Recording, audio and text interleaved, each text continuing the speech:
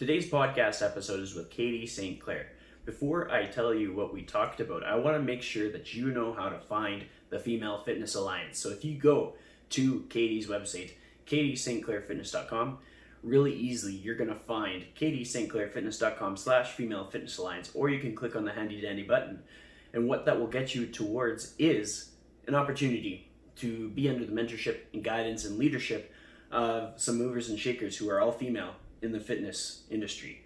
And so if you are a female trainer or coach or just anybody in the fitness industry that has always wondered, where's my female mentorship at? There it is. So I don't want you to miss out. Now that I've gotten that out of the way, I want to tell you about what we talked about. This wasn't your average fitness episode. We talked about infertility. We talked about being in the fitness industry as a female.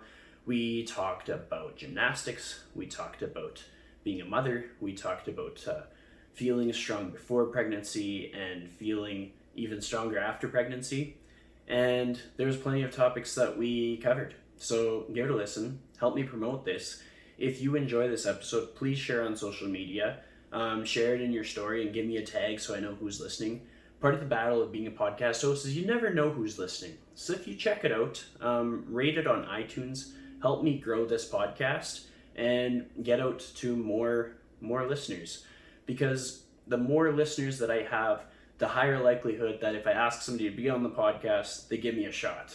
Thank you for supporting The Lifestyle Chase, and I hope that you enjoy this episode. Welcome to The Lifestyle Chase, Season 2. This podcast features high performers who have found a way to live their best life while balancing their health, wellness, friends, and family. I'm your host, Chris Little. Let's get started. The Lifestyle Chase is brought to you by Yeg Fitness. Yeg Fitness is Edmonton, Alberta, Canada's healthy lifestyle community, creating and supporting active living for all. Check them out online at yegfitness.ca and on social media at Yeg Fitness. So welcome to episode 124 of The Lifestyle Chase. I am joined by Katie St. Clair. How are you doing? I'm good. Handling life for sure right now. Thank you for having me on. You betcha. We talked a little bit off air about like what's going on in your life right now. Paint a picture for the listeners. What's your week been like? Like, what kind of emotions have you gone through? What kind of obstacles have you had to face? Like, are you happy? Are you sad? What's happening?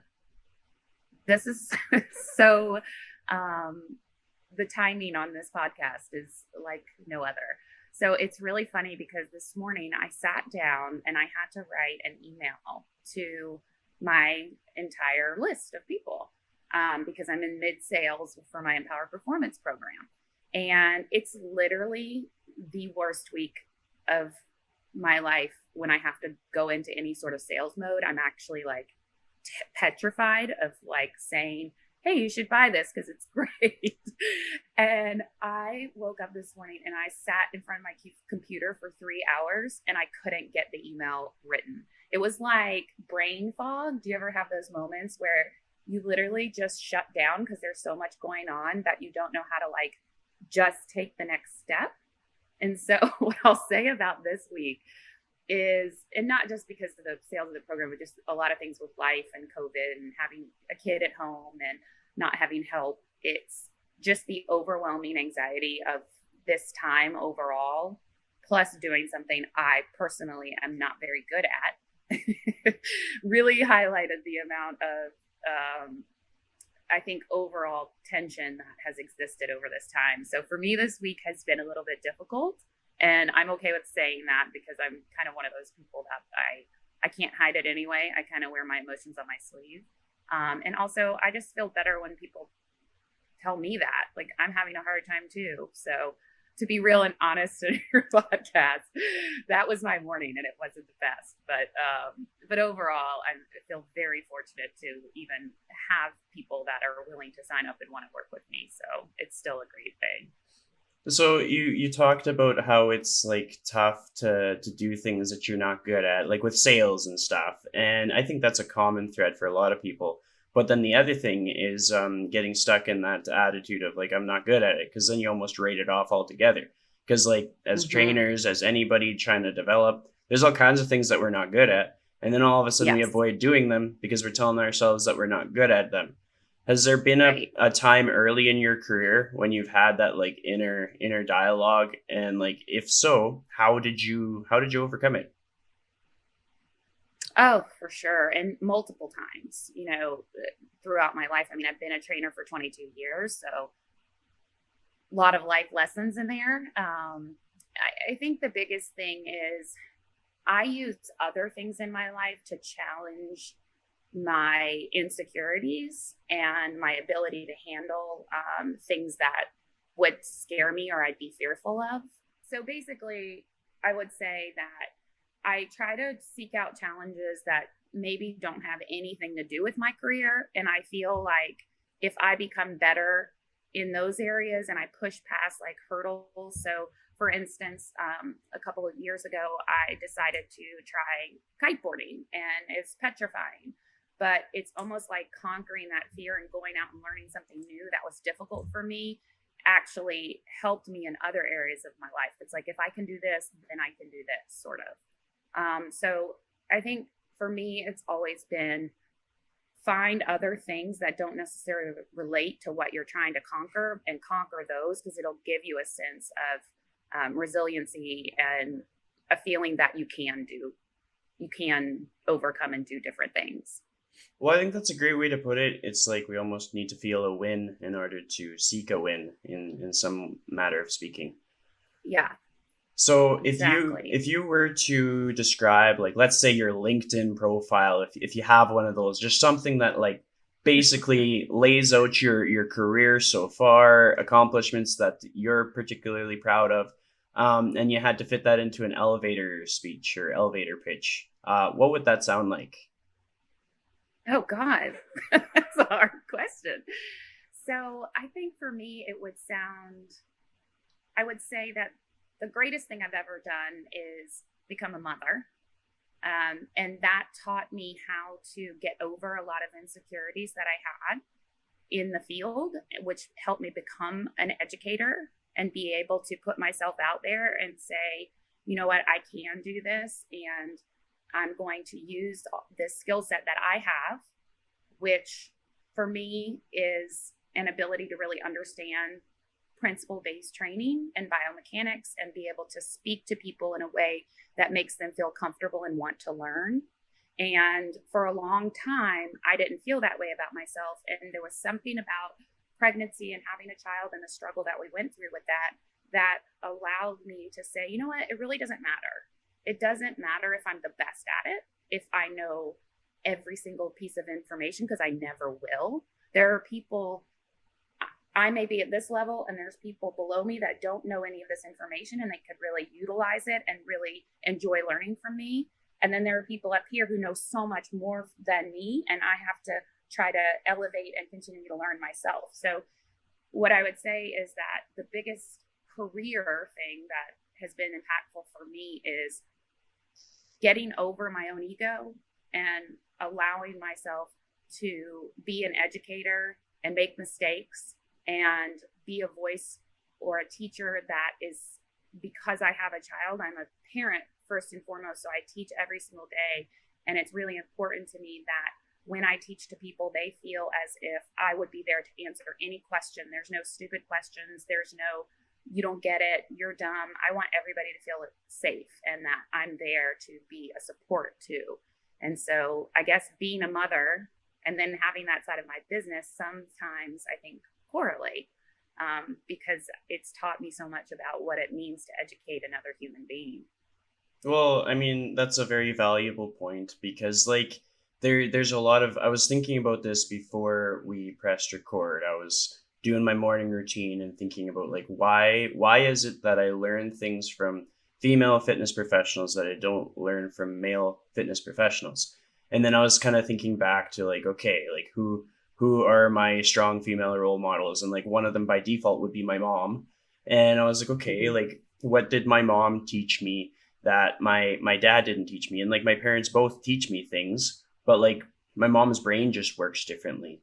It's just, you look into the intricacies of things, and you look into perhaps like time management. Like there's just so many different things, like training style, and just like the outcomes become different. And so it's just sometimes seeing that different style of brain, seeing that different process can be extremely beneficial. And like with that being said, that's why it's so important to me to have people like you on the podcast, because like I've interviewed a range of people, some female trainers, athletic therapists, stuff like that, or just in conversations in day-to-day life when I'm talking to somebody who just like started training. I'm like, hey, who do you look up to? And like when I talk to a female and she's like, oh, I look up to Eric Cressy, I'm like, well, yeah, but I look up to him too. But like, what kind of female fitness professionals do you look up to? And then Yeah. they're just dumbfounded. Like they just don't have a name. And I'm like, oh, oh, wow. Cause like I know about people, but not everybody knows about people.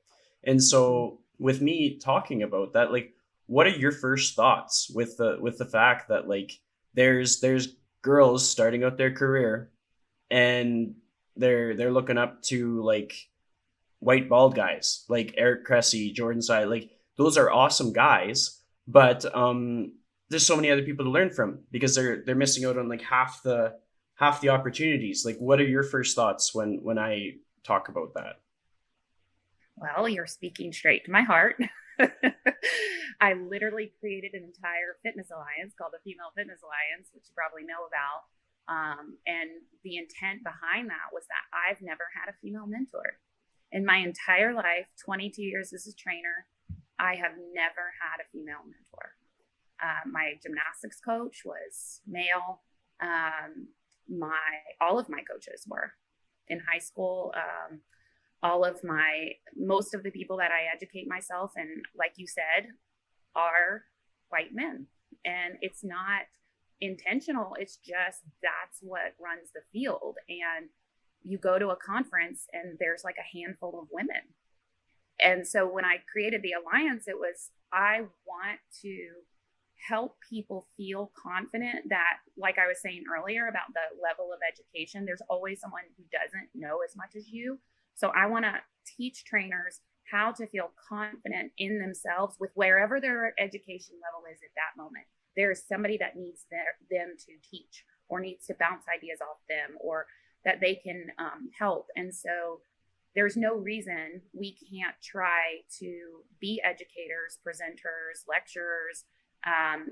We can't have a seat at the round table, because we feel, I think, oftentimes as women, that we have to be at this like crazy high level in order to just do that.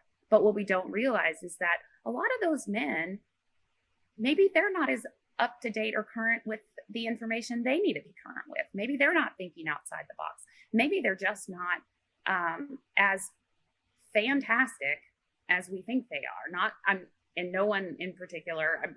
All of the men that I learned from, I absolutely love, or I wouldn't be learning from them. But I'm just saying, I think women tend to look at it like, oh, wow, they're like so far up here and I'm just down here and I could never do that. So I think for me, it really is a passion of mine. It's why my program is female only. It's why I have the Female Fitness Alliance, because there's 8 women involved, and they're all taking a very big risk. Like some of them were frightened to speak, to do their lecture and presentation, but they did it anyway, because they want to be that inspiring voice for other women, and kind of give them that like passion and drive in them. That's like, I can do this. I can own my own business. I can learn this material.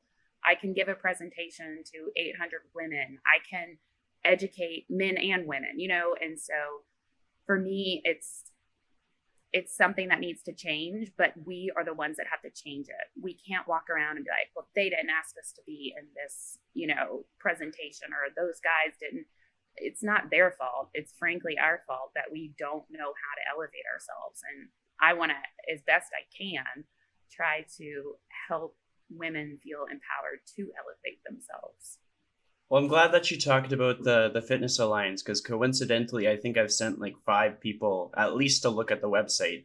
I mean, Oh, good. for about 5 months, I was doing daily podcast episodes. It got to the point where I felt that I was saturating my podcast feed.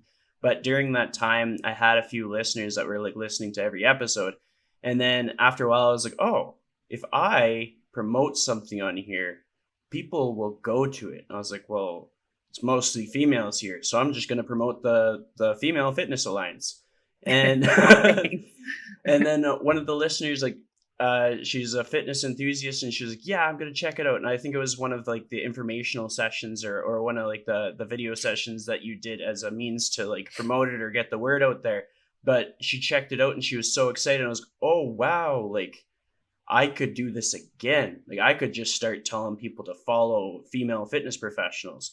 And so I told you about the guest that I had where it was like, oh yeah, Eric Cressy. And I was like, whoa, whoa, whoa.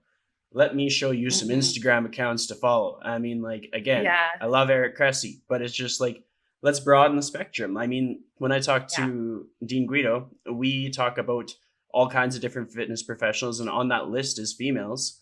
I mean, we're a couple dudes, but we can't belittle the fact that we're learning from females as well. And so I think that's so cool. And I think it's awesome that you have that alliance, because in a sense, it's like the most empowering thing ever. It's like, come join our alliance, or like, come learn from our alliance. Like, it's like, that gives you that feeling of like certainty, or like reassurance that, like, you know what, like no matter what life throws in this career, you're going to be okay, because you're surrounded by like a community of like movers and shakers. When it comes to assembling an alliance, as it were, what's your criteria or your guidance in like bringing those people together? Like what do you look for? What assembles people? What brings them? Do you mean the other members who I reached out to do Yeah. it with me? Yeah, like your other leaders. So, I mean, I think 1A was that, do I feel like I know this person well enough to know that their heart would be in it? And so every person on there I knew well enough that I could honestly say they're going to put forth their best effort, even if maybe it's uncomfortable or something they haven't done. 2, I wanted women who aren't afraid to speak their minds and be honest, whether that be, you know, just calling out bullshit about, you know, the typical fitness influencers, or actually being super vulnerable and honest about their own struggles in the industry and being a female. There's so many different pieces to it, but I also wanted people from different areas of the profession. So strength coach, you know, physical therapy, nutrition, business owners, but mostly everybody on that group is their own business owner. So I felt like no matter what, if you've ever put yourself out there and been your own business, it's shocking. I mean, because it is such a stressful and hard endeavor in the beginning. And so just the fact that they had done that speaks volumes to me, you know. Or like, if you look at Michelle, she's been in a man's world for Michelle Boland, who's amazing. Her presentation yesterday was excellent. And she spoke a lot about this and how she's literally just been living in like a boys club, and she's had clients. She referenced a client that came into the facility that she was working at, and she was talking to him about what the facility could offer him. And he kind of looked around, and he was like, well, who would I work with? And she was like, well, I could work with you. I'd be great. And he was like, why would I work with you if there's a bunch of other male trainers? And kind of looked around, and she was the only female. And she was like taken aback. Wow, like, well, I'm the same as them. I have the same credentials, you know. And she actually did end up training him, which is great. She probably changed his perspective. But I think as a woman, it's hard to explain to a man or to somebody else how often that happens, and how often in my career over 22 years, that's just been the norm, and it just is what it is. And I have to pick myself up every time something like that happens and just be like, move on. The next person's going to want to work with me, or, you know, whatever the situation is. So yeah, did I answer your question? Oh yeah. I mean, this happens so often in a podcast. Like I'll say one thing, the other person kind of talks about something they're passionate about, and that's the purpose of a podcast. It kind of led me to my next question. You talk about how like a female fitness professional can be in the situation where they are meeting someone for the first time, and then uh, the other person's like, no, I can't train with this person because they are a female. Like, how can I, as a male trainer or male coach, be like a supporter of female trainers and coaches and help reduce that from happening? That's a really good question. I don't know that it's on you to do that. I guess like it's very kind, and I see what you're saying, but at the same time, there isn't. Well, what you're doing is half of it. So you're bringing females onto your podcast and highlighting them to give your listeners a broader perspective of the human experience. So that's one. Two would just be, I guess, generally reaching out to females as your educator. So asking to be a part of females programs, like signing up for my programs and or Michelle's program, whatever, as a way to support that person. But overall, I really think it's on us. Like as females, we have to dig in deep, even if it's hard, and we don't feel like we have much of a voice now, and say, how can we give ourselves that voice and be okay with that? And it's not just in fitness. This is in every aspect of life. I mean, women are not necessarily as equal in a lot of fields. It's not just fitness. So what can we do to let you know that we are good enough to be in those places and have those seats at the table? I would just say for anybody, if it scares you and you're nervous about doing it, sign up and do it anyway and just get over it, because what is life if it's not getting over hard things and trying to become better? Otherwise, we're just stagnant. And I just think for whatever reason, it's become a little bit more norm for women not to push those boundaries. But I think that's changing hugely. I'm seeing it all over the place, not just in fitness. So yeah. Well, that's a good takeaway. And I mean, like, sometimes it just comes down to like just communicating more clearly. Because if let's say I walked through life and I was like, yep, I've learned a whole bunch. I've learned a whole bunch of stuff about fitness. But then if I communicate clearly, I'm like, I've learned a whole bunch of stuff about fitness, and I learned from this person, this person, this person, and this person. When I start to include female fitness professionals in that list, and it happens often, then all of a sudden it kind of changes the dialogue, because like not everybody's going to care who I look up to, but some people are. And then as I do that, and as I put that out on like social media or just say it out loud, it kind of makes it a lot more comfortable for other people too. Like a common thread in my social media platforms is like, if I feel like shit one day, I tell everybody on the internet. If I feel pretty good, I tell everybody on the internet. It's just like, if I'm struggling, then I put it out there, because like my belief is that by being transparent in that sense, the people who gravitate towards you, like they know what they're getting. The people who want to support you have the equipment in order to support you. Like, let's say I was upset because, I'll use a bizarre example. Let's say I was upset because I wanted ice cream, and nobody knew I wanted ice cream. Well, they can't help me because they don't know that I need ice cream. But if I say I am upset because I need ice cream and somebody's got ice cream, they can help me out. And like the real life example would be such a good analogy. Yeah, I mean, it would be so much different, but then everybody can relate to that. Everybody can put themselves in that position. And so, yeah, like I agree with you, but at the same sense, me being vocal and talking, and me just like being specific as to like, who do I learn from? Let me tell you, it's a mixed bag. There's a lot of diversity. There's males, there's females, there's new people, there's veteran people. I'm learning from all kinds of different people, and you should too. And then in doing that, Hopefully I influence maybe like 2 or 3 people and then it just goes from there. So That's you've awesome. you've had a long and storied career so far. I was listening to your episode with the guys at Rebel Performance, and they got you talking a little bit about like your younger athletic career, and I think they brought up gymnastics. Were you into gymnastics at one point? Yes, for many years, 12 years, very intensely.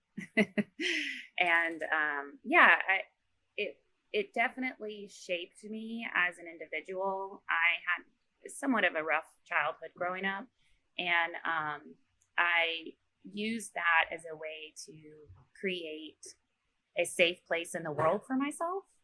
Um, so it was like my home away from home, so to speak. And I was at the gym 3.5 hours a day, I think from the age of like 9 or 10, every single day until I was like 16 years old.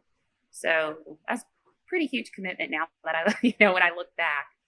So it just gave me a safe place to land. I was so lucky that I had that space. Um, and I think it built a lot of resiliency because there's a lot of mental blocks that can happen in that sport. It takes a whole lot of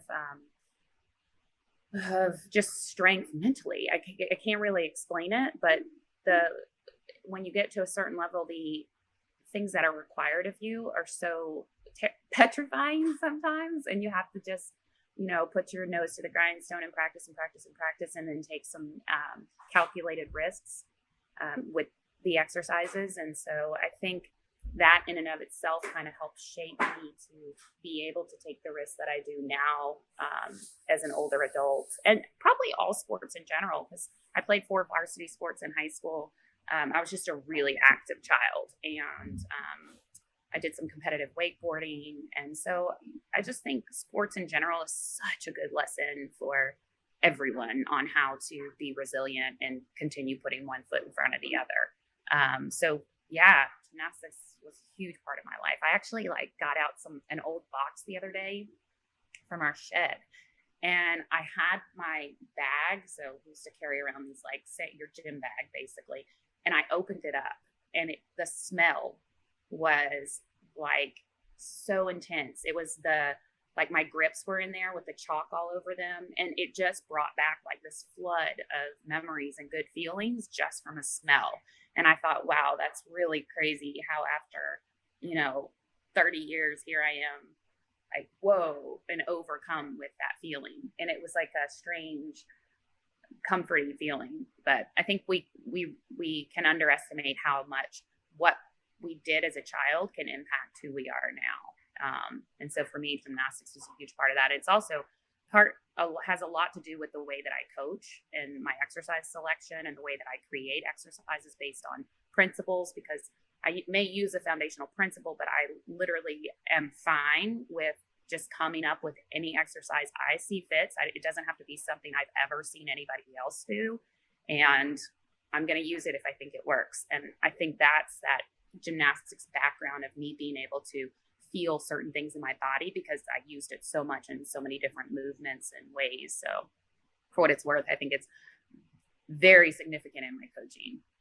Well, I think that's an important concept to have or to embrace. I mean, a lot of times we learn all these systems, and like I I learn a new system every day. Like I open up my Instagram and I learn a new system. But like when it Yeah. comes to learning and stuff, we can get frozen in fear of trying to get so good at applying one particular system that all of a sudden we don't do anything, or we're trying to like make a round ball fit into like a square hole kind of thing. Like we have so many different clients, different people that we work with, different communication styles, different anatomy, and if we're scared to just like throw the spaghetti at the fridge and see if it sticks, then somebody's missing out on something. And so I like that you said it out loud, that sometimes you'll just try something a little bit new just to try it. Because I mean, I've had a lot of value in doing that. Like I'll be the first to admit I make all kinds of mistakes when I'm trying to like come up with what I'm going to do with a client.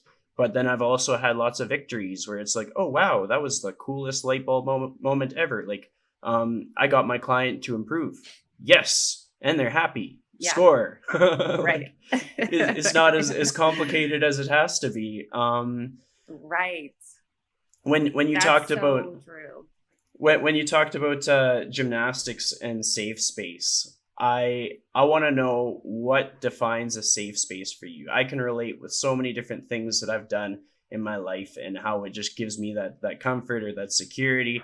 But I want to know in your words or experiences, like what made gymnastics give you that sense of feeling where you describe it as like a safe space. Well, um, I think having something you're good at. We all need to have something we're good at and be able to go back to that and do the thing we're good at because it provides validation for just who we are and knowing that. So, like today, for example, I'm frustrated and I can't send a single stupid sales email because I'm so bad at it, or at least that's what my perception of it is, that I shut down and it causes so much anxiety or craziness in my brain. But I'm good at, movement. So movement for me, whether that be gymnastics or whatever, was always like a feeling of I'm good at this and it makes me feel comfortable and it allows for me to feel successful, which then allows me to feel calm. And then the other aspect, especially within terms of gymnastics, was I just had a really good coach. I had a wonderful gymnastics coach, and he looked beyond like traditional training. We did Tai Chi. He talked about nutrition to us. We had massage therapists. So he really, especially for the time now, looking back, that's probably a little more normal. But when I was a gymnast, that was a little bit outside of the box to be thinking that way.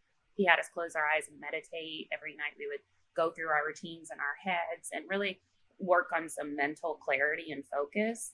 And so I didn't know at the time because I was a kid, but those were skills that helped me to become a better human, not just a gymnast, right? Like, I wish I could go back and ask him how he knew to tell us that, because I had another coach that didn't do any of that stuff. It was strict, and it was like, you do this, and if you fall off that beam, you're going to give me 50 push-ups when you get on the ground. When as soon as you get down, yeah, it was crazy. And so there's a lot of different ways that you can support people and challenge them. And I'm just a big believer in lifting people up and giving them some sort of life skill that helps them overall. And so, yeah, for me, gymnastics, especially with him as a coach, was just very comforting and safe. Well, I think it's super cool that like he went through things like meditation and kind of took like more of a holistic approach to it all, because that's something that's still needed in the world today, and especially in the middle of a pandemic, like where people are going through stress that they've never gone through, or they're having self-realization that they didn't know that they could, and sometimes that's bad and sometimes that's good, but it's happening. And so it's like people need to have like some kind of a safe space. It's some semblance of normalcy to kind of like get through these times, something to be like, it's going to be okay. Because like if we go through every day where it's like, oh my gosh, oh my gosh, oh my gosh, like the sky is falling, well, that can't be good. Like if you compound that over time, that's going to be really, really bad. When is a time, and it could be recent and it could be midway through your career, where that whole practice of like meditation, reflection, visualization, or whatever you would define it as, has been really valuable to you? Like, when is a time that you've like really had to take that tool out of the toolbox and utilize it to the fullest? I mean, I think it's never not been valuable, like in whatever form or fashion. May not be directly meditating or whatever I'm using as a way to de-stress. I would say that this year has, not just because of COVID, before COVID, has been particularly challenging because my business has grown so much online kind of quickly. And then what I did was I just started throwing myself into all of these projects. And sometimes that's coping strategy for me is like, if I just keep going, then there's no time to like sit and contemplate what could happen, I guess. It's not always the best strategy. I'm not recommending it for everyone, but people ask me like, how do you get so much done? And in some ways, I think I'm doing that on purpose so that I don't have to stop and feel the emotional anxiety of what's happening at this time. So I guess, so what was the question that you just asked me so I don't get lost in translation? No worries, no when worries. I was trying to explain it. Essentially, when it came down to it, we're just like trying to reflect on a time when like meditation reflection has been really helpful for you. Perhaps you're going through like a really tough moment or something like that. Yeah, I mean, definitely when I was going through infertility, because my husband and I struggled for years to have a child.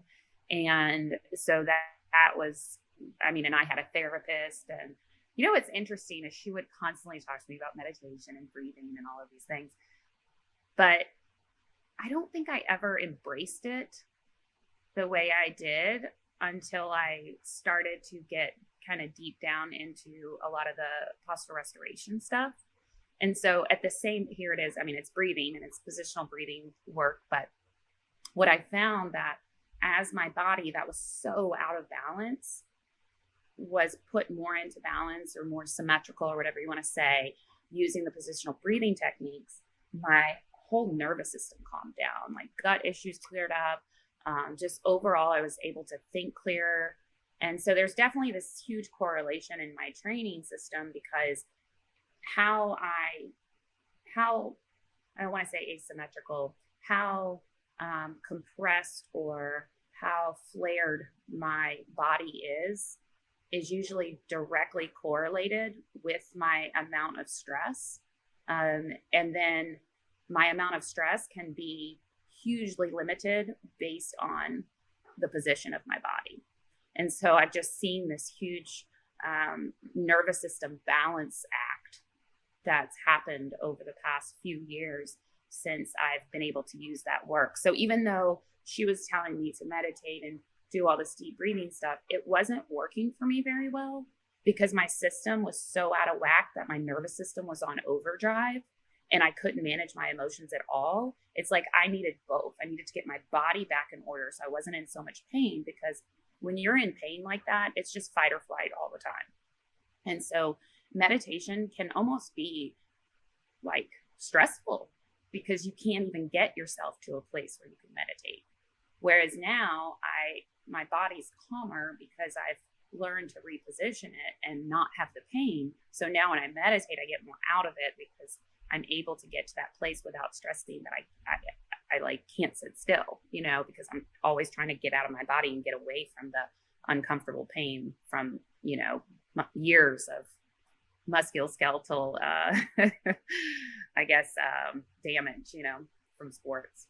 Well, I mean, it's really important that you brought that up, because like I can talk about meditation with people all day long. I could just bring out all these different examples, but there's going to be people where that does nothing for them, and it's going to be frustrating for them to hear me talk about it. So let's dive into what helped you with that revelation of the other piece to the puzzle, as it were. Yeah, it wasn't intentional. I went to a bunch of courses. I kind of got sucked down the rabbit hole of just wanting to learn, because I thought, wow, this is so brilliant. This is the first time in my life that I've had relief from my own back and neck pain. And it took like a year for me to really start noticing it. And then I never will forget, like I was at the gym with my friend Jill, who I work out with a lot. And there was like this day we were talking, and I thought to myself, wow, my back and my neck haven't hurt in probably like 6 months. And I have told so many people this, but I went through like 5 years straight where I had to call in sick to work because I would not be able to get out of bed. I literally couldn't stand up straight. I was listed to one side, or I could not turn my head, and it was just chronic. And so it was impacting my life for so many years. And then on top of it, I felt guilty, or felt like I wasn't a good trainer, because if I can't fix myself, how am I going to help other people? And so I would like hide and never really say anything. I'd just be like, oh, I was just sick. But really, I was just like in a lot of pain because I had disc bulges and all kinds of stuff going on that just prevented me from moving well. And I went to physical therapy and it just never got better. And so seeing that their system was so helpful in me getting past that, then I just went, I'm all in. What can I learn from every single human who possibly could be talking about these things? And then I was like buying books, reading articles, following people like Zach Couples and going to the intensive with Bill Hartman and all of these things, because I felt like this is really impactful. And if I'm going to be the best trainer I possibly can, then I need to know everything. So that's kind of how it happened. Yeah. You answered it really well, and you got me thinking, like, at this point where you're in all this pain, you're like calling in sick, and you just like, you felt doomed. Did you ever kind of feel like there was no solution? Like that was just it? You're just throwing in the towel. You're going to be in pain for the rest of your life. Yeah. I mean, luckily I'm married to a really amazing physical therapist. And he was fairly new into the field whenever a lot of this was going on. And so, yeah, I did feel that way. I felt like, I felt sad because I was an athletic person my whole life. And I went out. I remember one day I decided to join a tennis league. It was like a 3-5 tennis league, something really, I was playing with like 7-year-old women. It wasn't even hard. But I'm competitive, and I got out there and was in the middle of a match, and I just heard my back like pop. And that was kind of the like last straw of, I can't do anything now. I'm not going to work out. I'm not going to lift heavy. I'm not going to try any of these extra sports. I'm just going to like go to the gym and do very safe sort of things and stop doing all the things that I love. And that's kind of what happened for a while, for like 4 years, probably. And so that kind of leads into that. Then it was my infertility struggles that prevented me a lot because of all the hormonal things that I have to take. And then, I had a C-section. And so after my son, it was like, all right, I have nothing. I just had my abdomen cut open. I am here with a baby who has colic, and it was like I just had to function and make sure that child was fed, and like that was it. And I couldn't even think about my own physical struggles.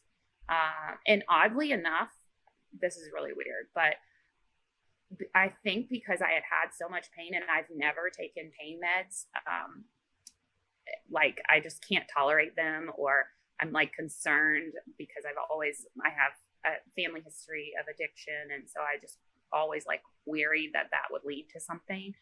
And shockingly, and this is to speak to the whole pain mechanism, I did not have to take a single pain med after my C-section. I literally only took anti-inflammatories, and I didn't feel pain. I told I don't feel pain. Why do I take it? And they were like, you need to get ahead of the pain. And I was like, this isn't that much pain. Because I literally think my back and my neck were so bad for so long that I had built up this huge tolerance to pain that literally it didn't even bother me that I had a C-section. It was the weirdest thing. And everybody kept saying, you need to get ahead of it. And the whole time I was like, I'm fine. And I didn't feel like terribly like in pain. I was getting up, I was breastfeeding, I was doing everything fine. And so the reason I brought that up is because I think that is a really important thing, and it was a good lesson for me. And even though I went through that really hard time and I almost gave up on myself, it did build something. It built tolerance to pain. And so afterwards, once, I was like 6 weeks postpartum, I just went back to the gym like super slow. I had a huge diastasis, which is just a tear in the linea alba from my pregnancy. And I just decided that, you know what? I'm going to do like the simplest of simple exercises. I'm going to start from the beginning. And that was literally like when I reached out to ask people, I just put a message on Facebook and said, I don't want to take any of like the traditional continuing ed courses. I need something different. And that's when I started and I found PRI and kind of started going down the rabbit hole. That's awesome.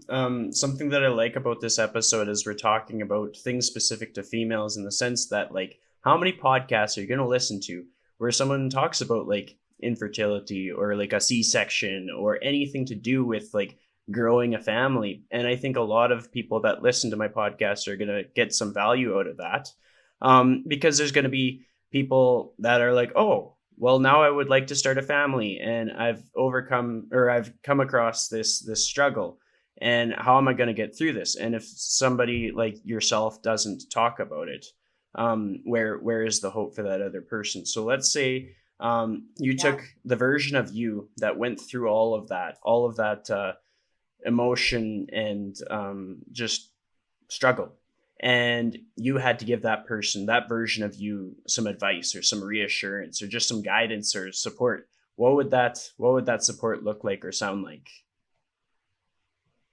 Oh, that's hard. um, yeah, I think just the best advice I could give to somebody else, wanting to support somebody in a moment like that is just never trying to fix, but always just listening. So being a listening ear, commiserating and saying, oh my gosh, I know how you're feeling, or I have no idea how you're feeling, but I can't even imagine what you're going through. And I'm here for you if you just need to cry or talk, or, because I think sometimes as trainers, we want to fix everything for people. And what people really just need is someone that says, I don't know what to tell you, but I'm here to listen, and I can only imagine how hard this is. And so yeah, just not trying to fix. And that's also like a very male trait to, like, because I know if I cry, my husband's like, I don't know what to do with it. Right. But as females, that's why we have these like relationships with other women, is we use each other as a support network to just kind of commiserate and say, oh my God, I know exactly what you're talking about, or yeah, I totally can see that. And so I think that might be more of a female trait. But, and that is not always true, of course. So I think when someone's going through something really difficult, just never trying to fix it, just listen. Yeah. Well, I think that's an important point. It's so true. Like, dudes are always walking around trying to fix things. Oh, that's broken. Me fix. Like, it's like. Right. And that's probably one of the most versatile lessons that I've learned as far as like continuing education. Nobody ever considers like listening skills as continuing education. Well, I mean, not specifically. It's, you never see it on like if you go into a seminar, oh, this seminar is going to be about like conscious listening and not fixing problems. Most of the seminars are about how to fix problems. Yeah, and so it's so like true, right? So I'm glad that you said it, because it's kind of like it's accountability check. If I go back and I listen to it, I'm like, okay, Chris, like stop trying to be the solution maker and just like help them amplify their emotion. Like if they're sad, just be sad with them. Just let them be sad. Just let them ride it out. So I actually have like a client that will be having a baby, and so as she gets back into fitness, like what's the best guidance for someone getting it back into fitness? Like for me, like the approach that I would have is like, don't overcomplicate it, kind of take each day as it goes and do things that make you happy. But I'm a dude, so let's hear it from you. Yeah, so I do think there needs to be more attention paid to this matter. My dad is an OBGYN, and I bring him actually onto my program because I want him to give the perspective of what's actually happening to females, and the surgical interventions that they use to manage things like, prolapse or endometriosis or whatever is going on with females. So I'm glad you asked this because I think it's really important. And I think there needs to be kind of a two-part approach, or maybe three-part. So there needs to be like, they're in that first 6 weeks of recovery where they're just rebuilding a foundation for even just moving safely, like carrying the baby in the car seat and, being able to unload the dishwasher and not bearing down and, creating a scenario that, because those are lifestyle things you have to do when you have a child. You have to carry them around. It's heavy. And then transitioning from like that 6 weeks to like 6 months. And I believe that pretty much everyone, I wish I would have had it whenever I was postpartum, should have probably some sort of check-in with a physical therapist that's knowledgeable about these things. And there's so many more people, or a trainer that's knowledgeable about postpartum, and kind of how do we safely bring that person to a higher level of strength, while making sure that we don't create any pelvic floor dysfunction, or we're looking out for any sort of diastasis signs. And then the third would be, now you're with your regular trainer, or you've been with your regular trainer that's also been in that 3-part step with you. And then that trainer is going, okay, I understand that the alignment of this person's pelvis and the alignment of their thorax is going to change how their pelvic floor can function. And so if we understand just kind of a baseline of position, which doesn't have to be knowing everything in the world, but just understanding how the pelvic diaphragm and the thoracic diaphragm work together, and just a little bit of education and knowledge on that can go such a long way. So then, when you're working with that person, you can even know their cycle. Hey, it's the 3rd week of your cycle and you're about to menstruate, your uterus is heavy. Maybe I don't put 200 pounds on your back because I could cause prolapse, or maybe they're not lifting 200 pounds, but that could be 50 pounds for a person that's 6 months postpartum. And that could be a significant amount of load on a diaphragm that maybe isn't functioning the way it should. So all of those things, and that can get kind of complicated, come into play. And the real thing, the real important part of it is that we're working in conjunction with physicians, therapists, and strength coaches. So that's where it gets a little murky, because there isn't a lot of overlap, and there are people out there trying to create that overlap, which is amazing and wonderful. And it's one of the things I try to do as well. But it's something that we really need. And so the biggest thing I would say is just get some information somewhere on how to properly manage the position of the skeletal system so that the diaphragm can work really well, so you don't end up preventing, or you don't end up causing common things like prolapse or leaking, or whatever you want to call it. Yeah, well, I mean, I love that answer. And I'm lucky to work in a facility where like we're all contractors, but there's so many different professions and so many different scopes that we can totally like have that line of thinking in which, like, when you need to refer out, you got like all kinds of different people, different personalities, different experiences, that you can totally make that happen quite smoothly. Right. Another side to this topic that I'll quickly ask you about is like, was there ever a time when you felt that you weren't going to feel that cool, confident feeling of strength again? Like, just you led up to motherhood and you probably felt like a badass. Did you ever feel like you would never get back to feeling like a badass again? Yeah, because leading up to motherhood, I could barely walk. So I mean, it was, that confounded it. But then I think it was just like that slow progression. And it's crazy. I look back now and I just wonder, like, how did I get here? How,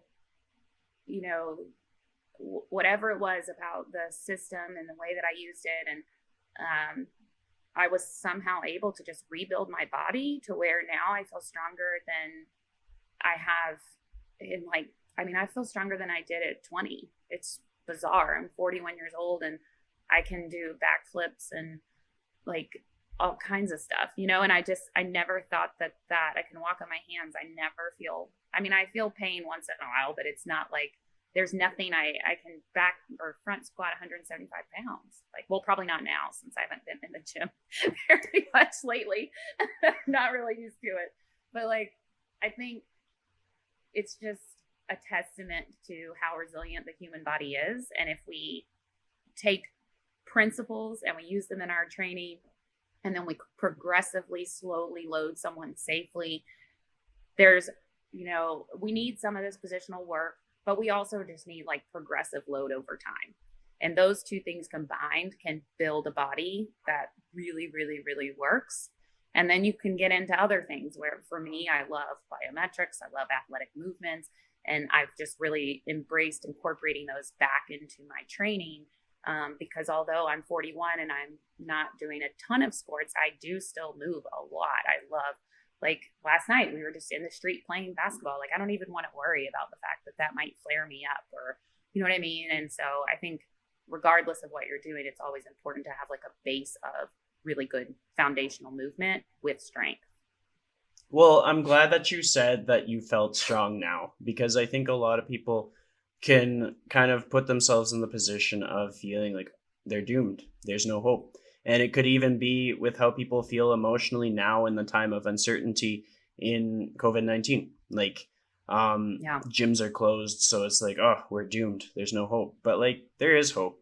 I mean, I always use the example of PayPal, or just all those different businesses that just popped out of nowhere in financial crisis. Like, it kind of depends on your attitude, your approach, and how much of a strong foundation you have. Like, if you are Mm-hmm. mentally resilient and you've got a lot of grit, and you're tenacious in your approach to how you start your day and how you get through it, you're probably going to be okay. Like, one of the richest people is selling random stuff on the internet. So like, if he can do it, anybody can do it. Like, and I was like Yeah. referring to Amazon. It's just like, who would have thought that Amazon would be this empire? Like 20 years ago, who would have guessed that? Right. Yeah. And so Oh. to wrap things up, I'm going to have one final question for you. And that question is, if you could give a person a piece of advice on how to live their life to the fullest in the most authentic way, what would that piece of advice be? Oh. Um, don't be too hard on yourself and take risks, and know that just be okay with failure, and try things over and over again, even if they're not perfect, and just try to find a little grace for yourself. That's an awesome piece of advice. So thank you so much for joining me today. Thank you so much for having me, Chris. I really appreciate it. So, your challenge for today's episode is that I want you to really lean into something that you're awful at. So, pick something that you're horrible at and then do it. And be okay with failing, be okay with completely screwing it up. But tell me what that thing is in the comments to hold yourself accountable. And it's kind of cool for me to get to see what everybody sucks at and what they're going to improve at on, because maybe that'll inspire me or somebody else. Thank you for listening, and we'll catch you on the next one.